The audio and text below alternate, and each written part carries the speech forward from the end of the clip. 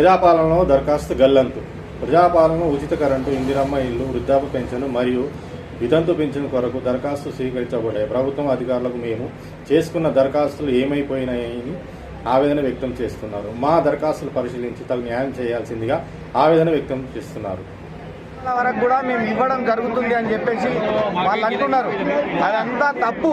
ఈ ఒక్క జాబితానే ఫైనల్ అని చెప్పేసి మేము అనుకుంటున్నాం. ఇదంతా బక్వాస్ జాబితా కాబట్టి మళ్ళీ జనాలను మభ్యపెట్టడం గురించి, మళ్ళా జనాలను మిస్గైడ్ చేయడం గురించి మళ్ళీ దరఖాస్తులు చేసుకోమని అంటారు. నేను ఒక్క క్వశ్చన్ అడుగుతున్నా ఏందనంటే ప్రజాపాలనలో దరఖాస్తులు చేసినటువంటి ఎక్కడ వెళ్ళినాయి, ఆన్లైన్లో దరఖాస్తు చేసుకున్నటువంటి ఎక్కడ పోయినాయి, మళ్ళీ ఇప్పుడు కొత్త ఎందుకు చేసుకోమంటుర్రు? ఇదంతా ప్రభుత్వము జనాలను మభ్యపెట్టడం గురించే ఈ యొక్క సభను పెట్టిందని చెప్పేసి నేను ప్రగాఢంగా నమ్ముతున్నా. జనాలు కూడా ఈ మాయ మాటలు నమ్మి ఎవరు కూడా మోసపోవద్దు. అందరు అనర్హులే ఉన్నారు, అనర్హుల వారికి అనర్హులు ఉన్నారని చెప్తే మాది మేము కొట్లాడాల్సిన పరిస్థితి ఈ గ్రామ సభ ద్వారా. కాబట్టి అది దృష్టిలో పెట్టుకొని ఎవరు కూడా మోసపోవద్దు. ఇదంతా బేకార్ సభ, బేకార్ గ్రామ సభ, ఇది ఒక పార్టీ ప్రచార సభ అని చెప్పేసి నేను చెప్తున్నాను.